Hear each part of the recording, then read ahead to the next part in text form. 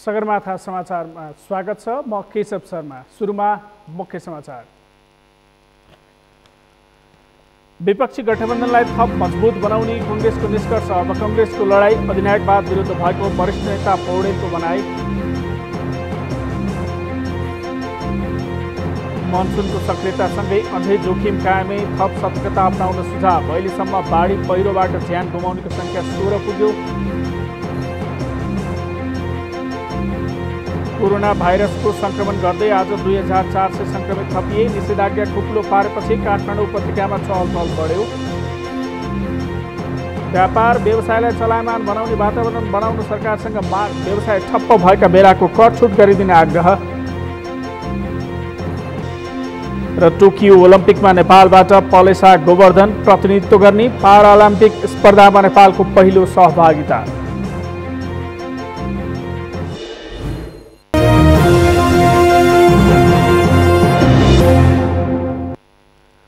Sagarmatha prime समाचार अब विस्तारमा। प्रधानमन्त्री केपी शर्मा ओलीले एमाले सांसदको हस्ताक्षर सहित प्रधानमन्त्री दाबी गरेको भन्ने आरोप लगाइरहेका बेला नेपाली कांग्रेसले भने विपक्षी गठबन्धनलाई निरन्तरता दिने निर्णय गरेको छ। कांग्रेसले संस्थागत रूपमा एमालेको एउटा समूहसहित अहिले कायम रहेको विपक्षी गठबन्धनलाई कायम राख्दै अझै व्यापक बनाउने निर्णय गरेको हो। अमृतराज काफ्लेको रिपोर्ट। एमाले सांसदहरूको हस्ताक्षरसहित प्रधानमन्त्रीमा कांग्रेस सभापति शेरबहादुर देउवाले दाबी गरेर अवैध काम गरेको आरोप लागिरहेका बेला कांग्रेसले विपक्षी गठबन्धनलाई निरन्तरता दिने निर्णय गरेको छ। कांग्रेसले अहिले कायम रहेको गठबन्धनलाई अझ व्यापक बनाएर परिवर्तनका पक्षधरहरूलाई साथमा लिएर अघि बढ्ने निर्णय नै गरेको छ। कांग्रेसले सरकारले नेपालको संविधानमाथि नै प्रहार गर्दै अहिलेको व्यवस्था नै मास्न उद्यत रहेको आरोप समेत लगाएको छ। लोकतन्त्रमाथिको रक्षाका लागि परिवर्तनकारी सबै राजनीतिक दलहरूका बीचमा सहकार्य गरेर अघि बढ्ने कांग्रेसको निर्णय छ। लोकतन्त्रको रक्षा होस्, संविधानको रक्षा होस् र त्यसमा जो पार्टीहरू, व्यक्तिहरू, पार्टीहरू जो जोडिन चाहनुहुन्छ उहाँहरूलाई जोड्दै यसलाई अझ मजबुतीका साथ अगाडि बढाउने र संविधान र लोकतान्त्रिक मूल्य र मान्यताको रक्षा गर्ने र अहिले वर्तमान ओली सरकारले जसरी लोकतन्त्र, संविधानको मूल्य र मान्यतालाई एकपछि अर्को गरेर कमजोर गर्ने काम भएको छ, त्यसको विरुद्ध बृहत्तर एकता जो चाहिँ लोकतन्त्रमा विश्वास गर्छ र संविधानमा विश्वास गर्छ ती पार्टीहरू र समूहहरूलाई जोड्दै लाने, एकताबद्ध बनाएर लाने र यो प्रजातन्त्र र संविधानको रक्षा गर्ने यो निर्णय चाहिँ अर्को निर्णय चाहिँ। नेपाली कांग्रेसका सभापति शेरबहादुर देउवालाई प्रधानमन्त्री बनाउन माग गर्दै एमालेबाट निष्कासित वरिष्ठ नेता माधव कुमार नेपाल पक्षका केही सांसदहरूको समेत हस्ताक्षर सहित कांग्रेस सभापति शेरबहादुर देउवा राष्ट्रपति समक्ष प्रधानमन्त्रीको दाबी गर्न पुगेका थिए। तर राष्ट्रपति विद्यादेवी भण्डारीले कांग्रेस सभापति देउवालाई प्रधानमन्त्री नियुक्त नगरेपछि त्यही विषय अहिले सर्वोच्च अदालतमा विचाराधीन अवस्थामा छ।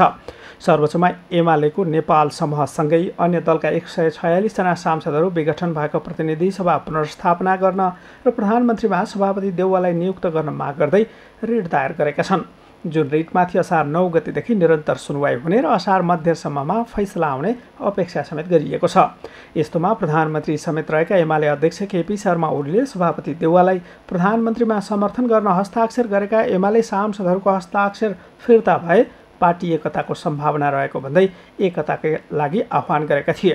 तर नेता नेपाल समूहले भने शर्त अघि राखेर पार्टी एकताको हल्ला मात्रै चलाएको दाबी गरिरहेका छन्। सगरमाथा टेलिभिजनका लागि क्यामेरामा केशव तिमिल सेनाका साथमा अमृतराज काफ्ले, काठमाडौँ।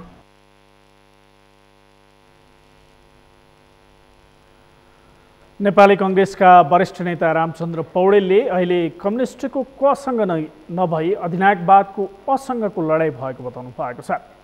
एमालेका अध्यक्ष तथा प्रधानमन्त्री केपी ओलीले दुई पटकसम्म संसद विघटन गरी संविधान विपरीतको काम गरेको भन्दै यो लडाई अन्याय, अत्याचार र अधिनायकवादको असँगको भएको बताउनु भयो।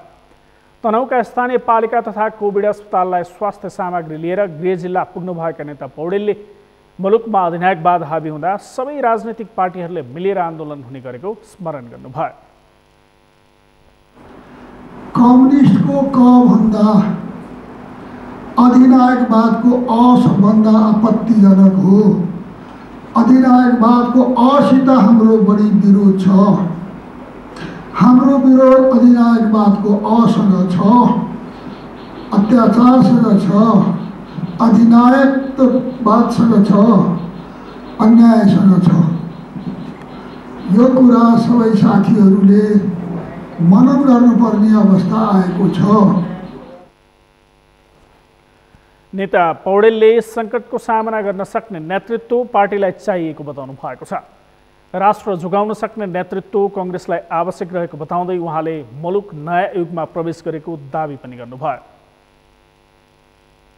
पहरेदार भएर यो काङ्ग्रेसले राष्ट्रको लोकतान्त्रिक प्रणालीलाई बचाउने, राष्ट्र बचाउने यसको जुन जिम्मेवारी छ, यो आफ्नो जिम्मेवारी पुर्याउनको लागि वनबाट आफूले एक्लै दलित बोकेर ल्याउन सकिँदैन भने 10 जना मिलेर काँध थापेर उचालेर ल्याउनुपर्छ। वरिष्ठ नेता पौडेलले जिल्लामा करिब 35 लाख रुपियाँ बराबरको कोरोना विरुद्धका स्वास्थ्य सामग्री उपलब्ध गराउनु भएको छ।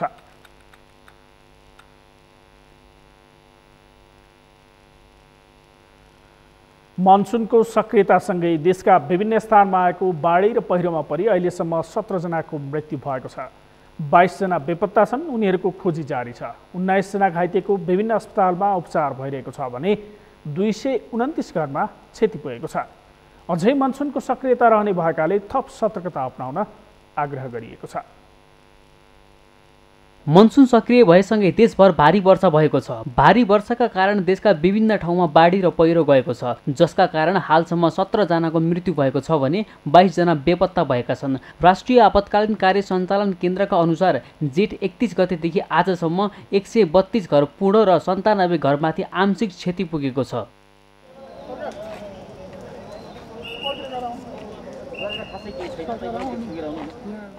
राष्ट्रिय आपतकालीन कार्य सञ्चालन केन्द्रका अनुसार बितेको 5 दिनदेखि जारी वर्षाका कारण बाढी र पहिरोबाट सबैभन्दा बढी क्षति सिन्धुपाल्चोकमा परेको छ। केन्द्रका अनुसार सिन्धुपाल्चोकमा 3 जनाको मृत्यु भएको छ भने 20 जना बेपत्ता भएका छन्। बाढी र पहिरोमा परेर डोटीमा 3 जनाको ज्यान गएको छ। यस्तै बाजुरा, गोरखा, प्युठान, पाल्पा, जुम्ला, अर्घाखाँची, कास्की, काभ्रे, कालीकोट र बजाङमा एक जनाको बाढी र पहिरोमा परेर मृत्यु भएको छ।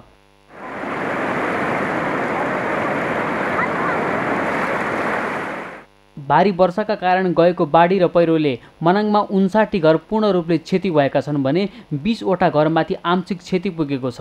सिन्धुपाल्चोकमा 16 घर पूर्ण रूपले क्षतिग्रस्त भएका छन्। लमजुङमा पनि 18 घर पूर्ण रूपले क्षतिग्रस्त भएका छन् भने 77 घरमाथि आंशिक क्षति पुगेको छ। यस्तै कास्कीमा 18 र अर्घाखाँचीमा 12 वटा घर पूर्ण रूपले क्षतिग्रस्त भएका छन्। केन्द्रका अनुसार बाढी पहिरोको कारण 21 जिल्लाका 132 घर पूर्ण रूपले क्षति भएका छन् भने 97 घर आंशिक रूपले क्षति भएका छन्। बाढी पहिरोले देशका धेरै राजमार्ग अवरुद्ध भएका छन्। रसुवाको पासाङ लामु राजमार्ग, लमजुङको बेसी सहर मनाङ राजमार्ग, लमजुङकै बेसी सहर चामे राजमार्ग, म्याग्दीको बेनी जोमसोम राजमार्ग, मुस्ताङको बेनी जोमसोम राजमार्ग र प्रबोधको पोखरा बेनी राजमार्ग अवरुद्ध बनेका छन्। यस्तै पोखरा, स्याङ्जा, पाल्पा र सुनौली जोड्ने सिद्धार्थ राजमार्ग पनि अवरुद्ध बनेको छ। कालीकोट, जुम्ला र मुगुमा कर्णाली राजमार्ग अवरुद्ध भएको राष्ट्रिय आपतकालीन कार्य सञ्चालन केन्द्रले जनाएको छ। केन्द्रका अनुसार बजाङमा जय पृथ्वी राजमार्ग र डडेलधुरामा भीमदत्त राजमार्ग अवरुद्ध भएका छन्। बेपत्ताहरूको खोजी र घाइतेहरूको उद्धार जारी रहेको स्थानीय प्रशासनहरूले जनाएका छन्। यस्तै अवरुद्ध बनेका राजमार्गहरू पनि खुलाउने प्रयास जारी रहेको प्रशासनले जनाएका छन्। मौसमको सक्रियता अझै जारी रहने भएकाले उच्च सतर्कता अपनाउन मौसम विभागले आग्रह गरेको छ। सगरमाथा टेलिभिजनका लागि अमृत ढकाल, काठमाडौँ। मनसुन भर्खरै मात्र सुरु भएको छ, तर मनसुन सुरुवातसँगै परेको अविरल वर्षाका कारण देशका विभिन्न स्थानमा त्यसको प्रभाव परेको छ। बाढी पहिरोले विभिन्न जिल्लाहरूमा प्रभाव पारेको छ। खास गरी सिन्धुपाल्चोकको मेलम्चीमा धेरै असर गरेको छ। मौसमको सुरुवाती समयमै त्यहाँ बाढीले त्यस क्षेत्रका धेरै स्थानीयहरू विस्थापित भएका छन्। त्यस क्षेत्रमा अहिले कसरी ती विस्थापितहरू कसरी बसिरहेका छन्, के व्यवस्था गरिएको छ, त्यस विषयमा थप जानकारी दिन हामीसँग सिन्धुपाल्चोकबाट हाम्रा सहकर्मी दिपिन ढुङ्गाना यति बेला हामीसँग सम्पर्कमा हुनुहुन्छ। दिपिनजी। हजुर, के साथी? यो सुरुवातमै बाढी आएको छ मेलम्ची क्षेत्रमा र हिजो पनि त्यहाँ बाढी आइसकेपछि प्रहरी कार्यालय लगायतका केही संरचनाहरू ढलाएको बगाएको भन्ने आएको छ। अहिले त्यहाँबाट विस्थापित भएकाहरू कसरी बसिरहनु भएको छ, के गरिएको छ व्यवस्था? जस्तो हेलम्बुमा असार 1 गते आएको हेलम्बुबाट आएको बाढीले गर्दाखेरि विशेष गरी बाहुनेपाटीसम्मको क्षेत्र प्रभावित भएको हो। त्यहाँबाट तलतिर भनेको चाहिँ खासै त्यस्तो खेतहरू बगाए पनि मानिसहरूको बस्तीहरूलाई बगाएको छैन। विशेष गरी मेलम्ची, तालामारण, ग्याल्थुम र चनौटेका बस्तीहरूलाई बढी जोखिम बनाएर त्यहाँको घर बस्तीहरू लगेको हो।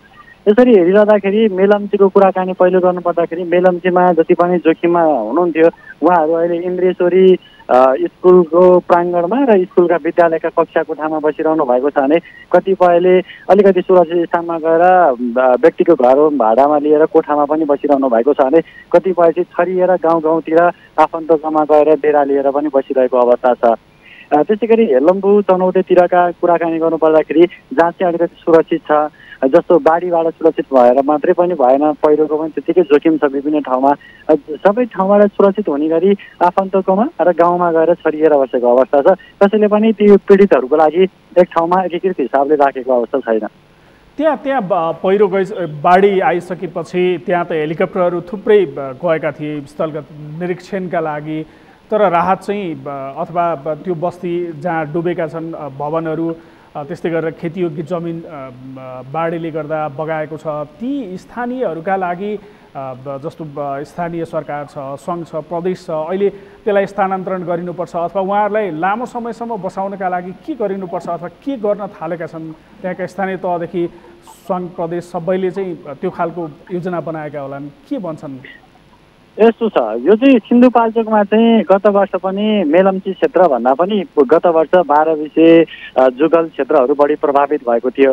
त्यो बेला पनि जुन दिन पहिरो जान्छ त्यही दिन आउने दुई चारवटा हेलिकप्टर आकाशमा डुलाउने, जनतालाई अब हेलिकप्टर आयो, फलानु नेता आयो, तिलानु नेता आयो भन्ने, अनि त्यसपछि हेर्ने जाने भयो। र मेलम्चीको सन्दर्भमा पनि त्यही भयो, हेलिकप्टर आयो, 2-4वटा आयो, दिनकै आउँछ, 2-4वटा आउँछ र जनताले आश गर्छन् अब चाहिँ केही हुन्छ कि न, कोही आएर केही गर्छु भन्छन् कि भन्ने हुन्छ। त्यो हेलिकप्टर आउने र जाने त्यतिमै सीमित भएको छ। सुरुको दिनमा विभिन्न राजनीतिक दलका नेताहरू अबदेखि लिएर यसै क्षेत्रका मन्त्रीसम्म आउनुभयो, पूर्व मन्त्रीहरू आउनुभयो, निरीक्षण गर्नुभयो, फर्किनुभयो, यो दुःखद घडी भन्नुभयो, दुःखद घडी नै हो। त्यसपछिको भनेको प्रतिक्रिया खासै केही पनि आएको छैन। अब त्यो बस्तीलाई के गर्ने, अब मेलम्चीदेखि हेलम्बुसम्म जाने बाटो छैन, त्यसको वैकल्पिक प्रयोगको लागि के गर्ने भन्ने कुरामा अहिलेसम्म केही पनि काम अगाडि बढेको छैन। स्थानीय तह पनि कस्तो छ भन्दाखेरि अब के गरोस्, स्थानीय तहले पनि, स्थानीय तहको पनि सबै कुराहरू पीडित छ। त्यो हिसाबले गर्दाखेरि अहिले पीडितले कसरी हुन्छ, आफ्नो आफन्तकोमा अनि आफ्नो साथीभाइकोमा आश्रय लिएर बसिरहेको स्थिति छ भनेदेखि विभिन्न संस्थाहरूले चाहिँ काठमाडौँबाट अथवा बाढी प्रभावित नभएको ठाउँबाट लिएर आउने सहयोगहरू चाहिँ लिएर आएर एकद्वार प्रणाली मार्फत गर्ने भनेर मेलम्ची नगरपालिकाको हकमा चाहिँ आउँदै नगरपालिकालाई आफूले ल्याएको सामान बुझाउँदै फर्किरहेको स्थिति छ। हेलम्बुसम्मको अवस्थामा चाहिँ अब बाटो पनि छैन अनि हेलीबाट सामान ल्याउनलाई पनि कतिपय ठाउँमा ल्यान्ड गर्ने ठाउँ पनि छैन। त्यसले गर्दाखेरि हेलम्बुका कुना कुनाका प्रभावितहरू चाहिँ अझै पनि रातकै पर्खाइमै छन् र हेलम्बुका पनि जहाँ जुन ठाउँमा पनि जहाँ पनि त्यो अलिकति सहरी क्षेत्र छ, गाडीको पहुँच छ, त्यहाँका मान्छेहरूलाई चाहिँ रातै धेर भइसक्यो। अब जुन चाहिँ वास्तविक पीडित हो, पीडित त तलका पनि पीडित हुन्, तर धेरै पीडित छन् र मोटरको जुन गाडी जाने पहुँच छैन, हेली राख्ने ठाउँ छैन, त्यहाँसम्म चाहिँ बोकेर सामान लाग्ने स्थितिमा चाहिँ केही पनि छैन। त्यहाँका पीडितहरू चाहिँ अझै पनि पीडितमै छन्। दिपिनजी, मनसुन भर्खर सुरु भएको छ, पूर्वानुमान महाशाखाले आज पनि पानी पर्ने भनेर पूर्वानुमान गरेको छ, अहिलेको त्यहाँको अवस्था के छ? अहिलेको अवस्था यहाँ पानी परिरहेकै छ। विशेष गरी 1 गते बेलुका आएको पानीले त्यो 1 गते त खासै पानी भन्दा पनि एकदमै धेरै लेदो आएको थियो र त्यो लेदो नै जमेर यति धेरै तहस नहस गरेको स्थिति हो। त्यसै गरी हिजो बेलुकाको सन्दर्भमा कुराकानी गर्नुपर्दाखेरि हिजो बेलुका पानी नै परेको थिएन। 81 बेलुका चाहिँ लगभग 7 बजेको समयमा हेलम्बुदेखि नै त्यो काठ दाउरा सहितको एकदमै ठुलो जुन 1 गतेको बेलुकाको भन्दा पनि ठुलो खोला आयो। त्यसले गर्दाखेरि मेलम्ची नगरपालिकाको त्यसै गरी हेलम्बु गाउँपालिकाको एउटा शैक्षिक केन्द्र थियो, तेर्से माध्यमिक विद्यालय, त्यसै गरी इस्ट पोइन्ट एकाडेमी जस्ता सङ्घ संस्था र विद्यालयका भवनहरू समेत हिजो बेलुकाको बाढीले क्षति पुर्याएको छ। त्यसै गरी व्यक्तिको घरहरू पनि कटान गरेको छ। खेतीयोग्य जमिनहरू जहाँ खेती बाली लगाइएको थियो त्यो जमिनहरू पनि हिजो बेलुकाको बाढीले लगेको छ। त्यसरी अहिले पनि पानी परिरहेको छ, धमिलो पानी आइरहेको छ र अस्ति जुन लेदो बगाएको थियो त्यो लेदोलाई कोटान गरिरहेको छ। त्यसले गर्दाखेरि खोलाको आवाज एकदमै ठुलो छ र त्यो खोला चाहिँ एकदमै त्यो बेगले बगेको हुनाले नदी किनारमा भएको ढुङ्गाहरू बगेको हुनाले ढङढङ र ढुङढुङ गरेको त्यो ढुङ्गा त्यो गुड्केको आवाज पनि आइरहेको छ।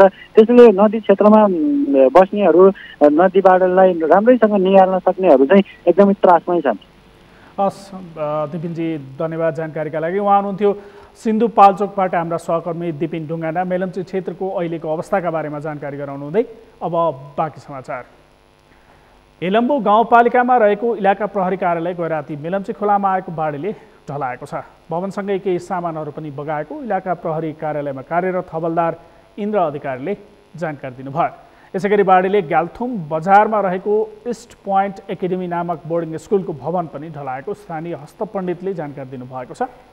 बाढीले सयौं रोपनी खेतीयोग्य जमिन समेत कटान गरेको छ। यद्यपि मानवीय क्षति भने भएको छैन। थप क्षतिबारे अनुसन्धान भइरहेको प्रहरीले जनाएको छ। मेलम्चीमा पानी पर्न रोकिए पनि हिजो फेरि बाढी आएको थियो। खोलाभन्दा माथिल्लो भागमा पहिरो गएर खोला थुनिएर र पछि बाँध भत्किएर बाढी आएको हुन सक्ने अनुमान गरिएको छ।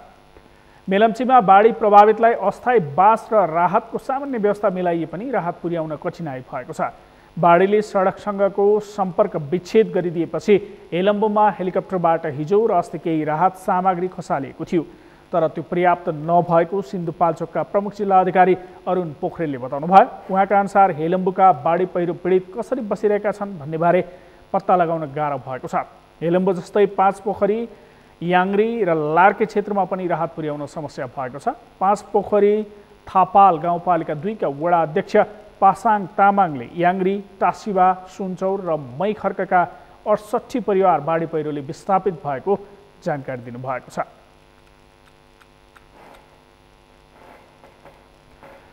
मनसुन सक्रिय भएसँगै देशभर वर्षा जारी छ। मनसुनी वायुकै प्रभावले आज देशका 3वटा प्रदेशमा भारी वर्षाको सम्भावना रहेको जल तथा मौसम महाशाखाले जनाएको छ। देशभर आंशिकदेखि सामान्य बदली रही प्रदेश 1 र सुदूरपश्चिम प्रदेश लगायत देशका पहाडी भूभागमा केही स्थानमा हल्का वर्षा भइरहेको छ। आज प्रदेश 1 गण्डकी प्रदेश, लुम्बिनी प्रदेशका 1-2 स्थानमा मेघगर्जन, चट्याङसहित भारी वर्षाको सम्भावना छ। राति प्रदेश 1 गण्डकी प्रदेश, लुम्बिनी प्रदेश र बागमती प्रदेशका थोरै स्थानमा मेघगर्जन, चट्याङसहित भारी वर्षाको सम्भावना रहेको महाशाखाले जनाएको छ। आइतबार र सोमबार पनि विभिन्न स्थानमा भारी वर्षाको सम्भावना रहेकाले आवश्यक सतर्कता अपनाउन महाशाखाले आह्वान गरेको छ। सगरमाथा प्राइम समाचारमा पालो भएको छ विश्रामपछि।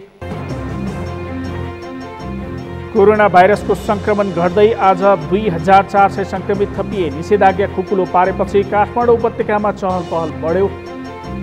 भोजपुरमा ज्येष्ठ नागरिक सुत्केरी र गर्भवतीलाई ओडाको सम्मान, राज्यको सम्मानले ज्येष्ठ नागरिक खुसी। र व्यापार व्यवसायलाई चलायमान बनाउने वातावरण बनाउन सरकारसँग माग। व्यवसाय ठप्प भएका बेलाको कर छुट गरिदिन आग्रह।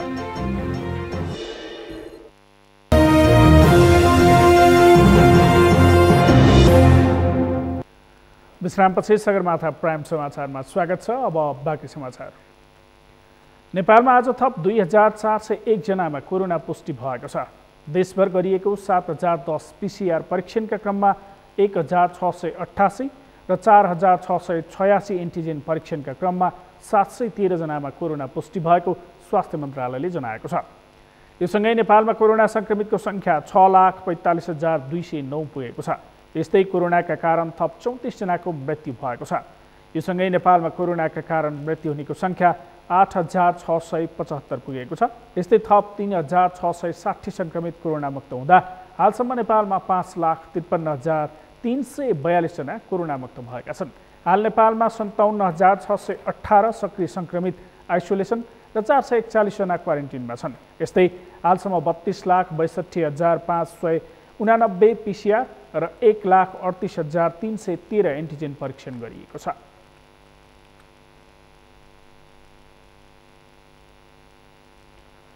काठमाडौँ उपत्यकामा निषेधाज्ञा जारी रहे पनि चहल पहल बढेको छ। सङ्क्रमण दर केही नियन्त्रणमा आएको भन्दै स्थानीय प्रशासनले निषेधाज्ञा खुकुलो बनाएसँगै चहल पहल पनि बढेको हो। अहिले काठमाडौँका सडकमा सवारीको चाप बढेको छ भने पसल पनि खुल्न थालेका छन्। अमृत ढकालको रिपोर्ट। कोरोना संक्रमण रोकथाम तथा नियन्त्रण गर्न सरकारले वैशाख 16 गतेदेखि काठमाडौँ उपत्यकासहित देशका 70 भन्दा धेरै जिल्लामा निषेधाज्ञा जारी राखेको छ। काठमाडौँ उपत्यकामा पटक पटक निषेधाज्ञा थप गर्दै असार 7 गतेसम्म निषेधाज्ञालाई कायम गरिएको छ। पछिल्ला केही दिनमा कोरोना संक्रमण दरमा कमी आएको भन्दै उपत्यका प्रशासनले सर्वसाधारणको दैनिकीलाई सहजीकरण गर्न निषेधाज्ञालाई असार 1 गतेदेखि केही सहज बनाएको थियो। प्रशासनले केही सहजीकरण गरे पनि बजारमा सवारी साधन र मानिसको चहल पहल निकै बढेको देखिन्छ। सामग्री किन्न एक जना मात्र आउनुहोस्। मर्निङ वाक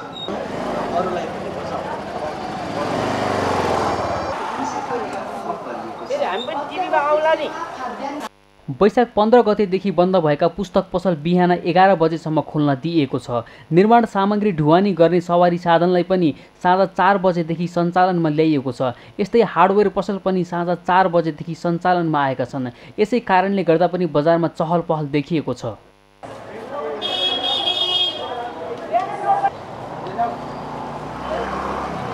यस्तै बैङ्क तथा वित्तीय संस्था पनि नियमित रूपमा सञ्चालनमा आएका छन्, जसले गर्दा बैङ्कमा किस्ता बुझाउन आउने र कर बुझाउन आउने मानिसको कारणले पनि सडकमा सवारी साधनको भिडभाड भएको जनाउँछ।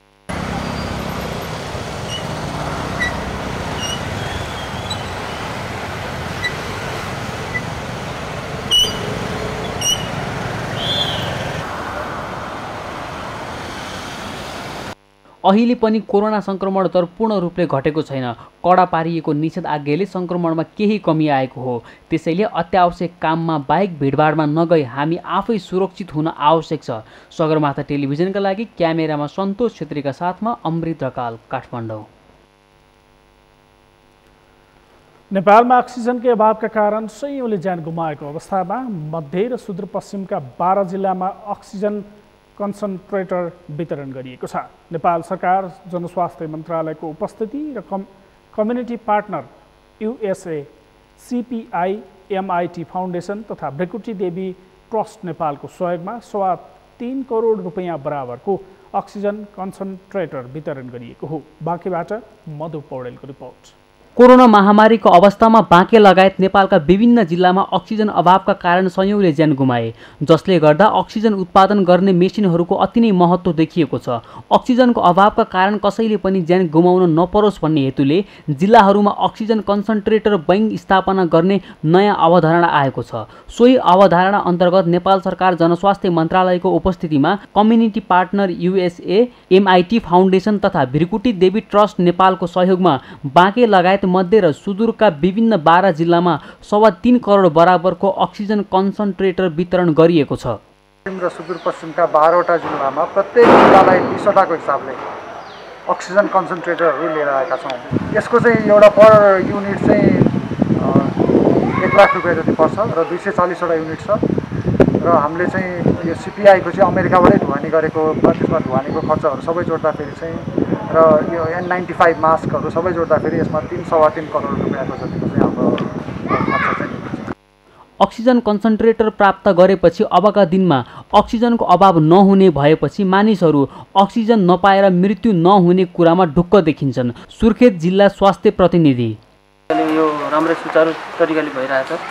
अब पहिला सिलिन्डरको अभावले गर्दा पनि अलिकति नाजुक स्थिति थियो। अहिले चाहिँ अब सिलिन्डर पर्याप्त मात्रामा उहाँले सरकारले अलिकति 60-70 वटा हामीलाई दिएको छ। त्यसले गर्दा पनि अलिकति राम्रो भएको छ। अहिले कन्सन्ट्रेटर मसिन सङ्घ संस्थाहरूले पनि दिनुभएको छ। यसलाई चाहिँ हामीले अब राम्रै रूपले लिएको छौँ। अब सङ्घ संस्थाले सहयोग गरिदिनु भएकोमा धेरै धेरै धन्यवाद। जिल्लामा अक्सिजनको अभावले हाहाकार नै मच्चिएको अवस्थामा यसरी अक्सिजन उत्पादन गर्ने मेसिन जिल्लालाई प्राप्त भएकोमा कोरोना लगायतका अन्य बिरामीहरूको अकालमा मृत्यु नहुने जिल्ला जनस्वास्थ्य कार्यालय बाँकेको अपेक्षा छ। भनाइमा त्यो अक्सिजनकै अभावको कारण सबैको समयमै सबैलाई उचित किसिमको उचित मात्रामा अक्सिजन नपाएर त्यो अवस्था चाहिँ नि भएको पछि हालको अवस्थामा केही हाम्रो चाहिँ सिस्टममा सुधार पनि भएको छ। भेरीमा पनि अक्सिजन सिलिन्डर अक्सिजन लिक्विड अक्सिजनका प्लान्टहरू भेरीमा कोल्ड मेडिकल कलेजमा त्यो निर्स्थान भएको छ। आपूर्ति पनि बढेको छ आजकल र केसहरू पनि धेरै घटेको अवस्था भएको कारणले फिलहाल आजभोलि त्यो समस्या नहोला। अक्सिजन कन्सन्ट्रेटर जहाँ पनि लैजान सहज हुने हुँदा यो अति नै उपयोग हुनेछ। जिल्लाका दुर्गम स्थानहरूमा लगेर बिरामीको उपचार गर्न सकिने बर्दिया जिल्ला जनस्वास्थ्य कार्यालयले जनाएको छ। र अहिले चाहिँ खास गरी यो अक्सिजन कन्सन्ट्रेटरबाट बिरामीलाई चाहिँ अक्सिजन चाहिएको अवस्थामा यो अक्सिजन कन्सन्ट्रेटरबाट चाहिँ हामीले अक्सिजन दिन सक्छौँ बिरामीलाई। यो पोर्टेबल हो। हामी चाहिँ जुनसुकै स्थानमा लगेर हाम्रो कोभिड अस्पतालहरू जहाँ चाहिँ बिरामीहरूलाई चाहिँ हेर्ने राख्ने गरिरहेको हुन्छ त्यहाँ चाहिँ अक्सिजन चाहिएको अवस्थामा यो प्रयोग गरेर हामीले उहाँहरूलाई चाहिँ बचाउन सक्छौँ। प्रतिदिन घट्दो क्रममा छ। पछिल्लो समय अक्सिजनको आवश्यकता चारैतिर भएको र अक्सिजन भर्न पनि धेरै समस्या लाग्ने हुँदा अक्सिजन कन्सन्ट्रेटर निकै लाभदायी हुने खरिद तथा आपूर्ति शाखा कर्णाली प्रदेश सुर्खेत बताउँछ। यो चाहिँ अहिले विद्यमान यस कोभिडको महामारीमा चाहिँ अहिले अक्सिजनको जताततै अभाव भएको छ हैन। अनि अक्सिजन सिलिन्डर भर्नको लागि पनि यता प्लान्टतिर धेरै भिडभाड हुन्छ र यस अक्सिजन कन्सन्ट्रेटरले चाहिँ अक्सिजन आफै प्रोड्युस गर्छ र यो चाहिँ एकदम लाभदायक र एकदम सजिलो छ। यसलाई भरिरहनु खासै पर्दैन एकदम पर्दैन। त्यही भएर चाहिँ यो अक्सिजन सिलिन्डर भन्दा पनि अक्सिजन कन्सन्ट्रेटर चाहिँ एकदम राम्रो छ। अक्सिजन कन्सन्ट्रेटर बाँके लगायत बर्दिया, सुर्खेत, दाङ, प्युठान, रोल्पा, अछाम, दैलेख, जाजरकोट, बाजुरा, बैतडी र दार्चुला जिल्लामा वितरण गरिएको छ। सगरमाथा टेलिभिजनका लागि बाँकेबाट मधु पौडेलको रिपोर्ट। उत्तरी धादिङको रुबी भ्याली गाउँपालिका 2 मा सडक खन्दै गरेको स्काभेटरलाई पहिरोले पुर्दा स्काभेटरका चालक र सहचालक बेपत्ता भएका छन्। हिजो साँझ करिब 6 बजेतिर धादिङ बेसी साङको तिप्लिङ सोमदाङ सडक निर्माणका क्रममा रुबी भ्यालीको वडा नम्बर 2 साबीको शेरतुङ र तिप्लिङ गाविसको सिमानामा रहेको अता खोलाको पहिरोमा परि चालक र सहचालक बेपत्ता भएको प्रहरीले जनाएको छ। बेपत्ता हुनेमा रुबी भ्याली गाउँपालिका वडा नम्बर 5 लापाका 20 वर्षीय जोजो तामाङ र सिन्धुपाल्चोकका 23 वर्षीय राजु पराजुली रहेका छन्। माथिबाट खसेको पहिरोले स्काभेटर टुक्रा टुक्रा भएको अवस्थामा रहेको छ। घटना लगत्तै उद्धारका लागि प्रयास गरिए पनि पहिरोले पुरेर केही नदेखिएपछि उद्धारमा कठिनाई भएको रुबी भ्याली 2 का वडाध्यक्ष प्रशान्त तामाङले जानकारी दिनुभयो।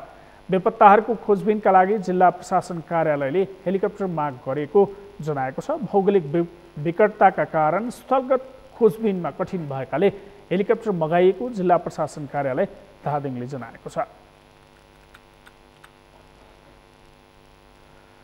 नेपाल स्काउटका अध्यक्ष लोकबहादुर भण्डारीले बालबालिकाको व्यक्तित्व विकासका लागि स्काउटले विद्यालयको तल्लो तहसम्म पुगेर काम गर्ने बताउनु भएको छ।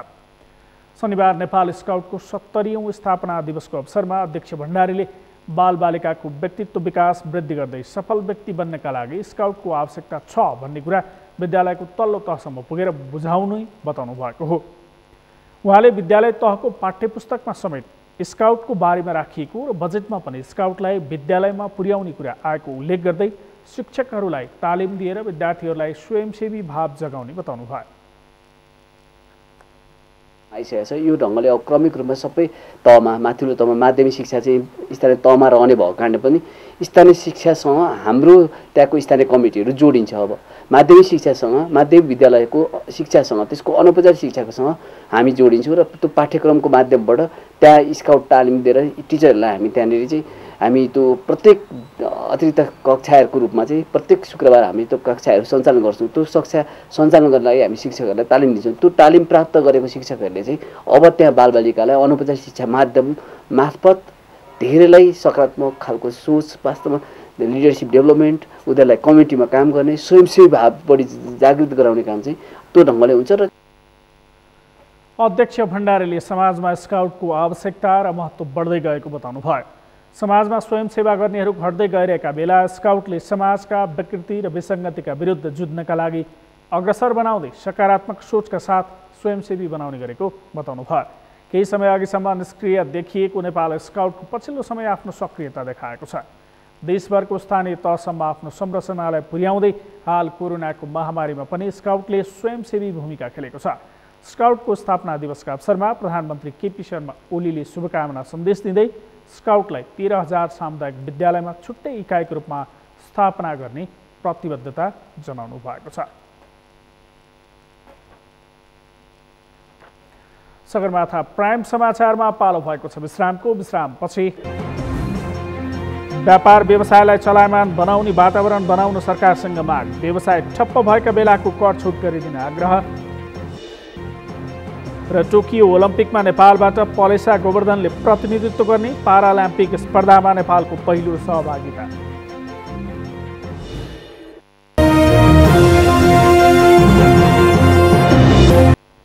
अब पालो अर्थ समाचारको।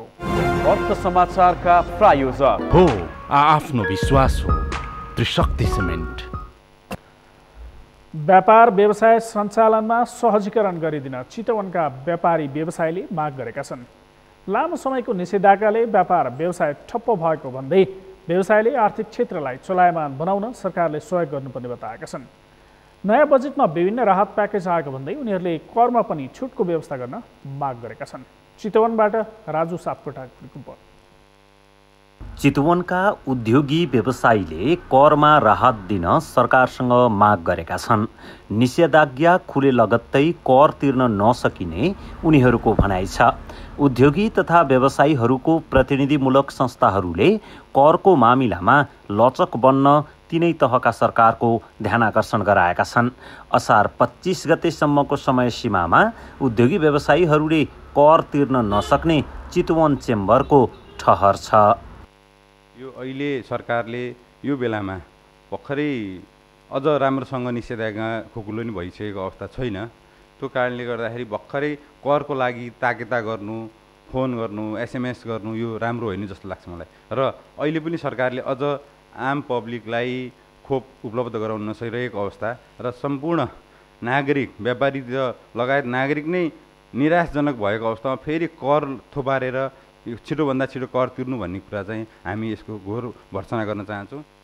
कोरोना महामारीका कारण थलिएको निजी क्षेत्रलाई यो समय राहतको आवश्यकता रहेको उद्योग वाणिज्य सङ्घ चितवनले जनाएको छ।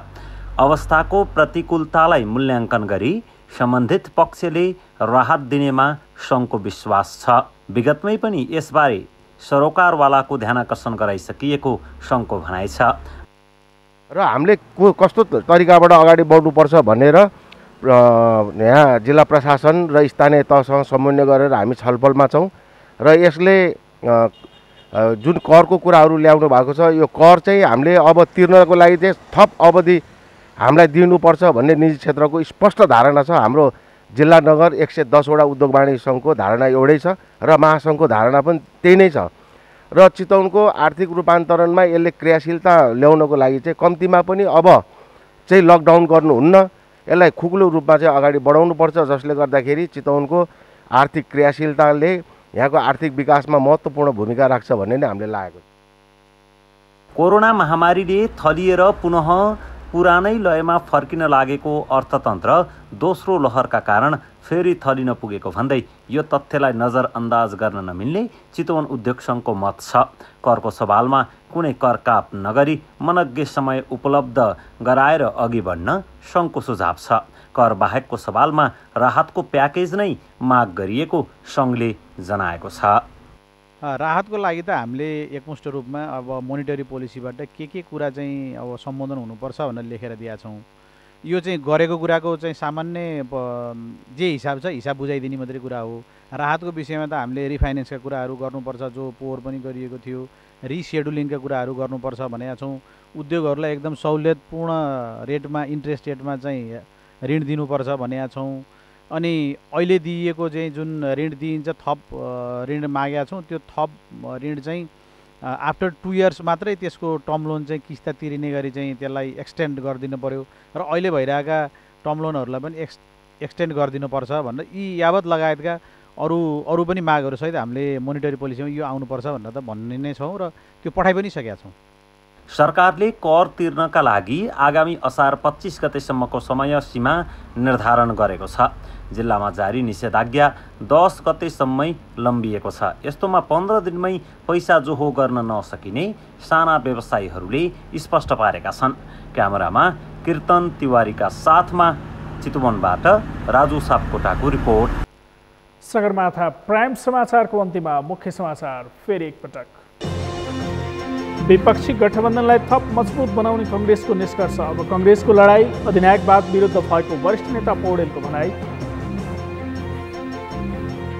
मनसुनको सक्रियतासँगै अझै जोखिम कायमै, थप सतर्कता अपनाउन सुझाव। अहिलेसम्म बाढी पहिरोबाट ज्यान गुमाउनेको सङ्ख्या 16 पुग्यो। कोरोना भाइरसको सङ्क्रमण घट्दै आज 2400 सङ्क्रमित थपिए। निषेधाज्ञा खुकुलो पारेपछि काठमाडौँ उपत्यकामा चहल पहल बढ्यो। व्यापार व्यवसायलाई चलायमान बनाउने वातावरण बनाउन सरकारसँग माग। व्यवसाय ठप्प भएका बेलाको कर छुट गरिदिन आग्रह। र टोकियो ओलम्पिकमा नेपालबाट पलेसा गोवर्धनले प्रतिनिधित्व गर्ने। पारालिम्पिक स्पर्धामा नेपालको पहिलो सहभागिता।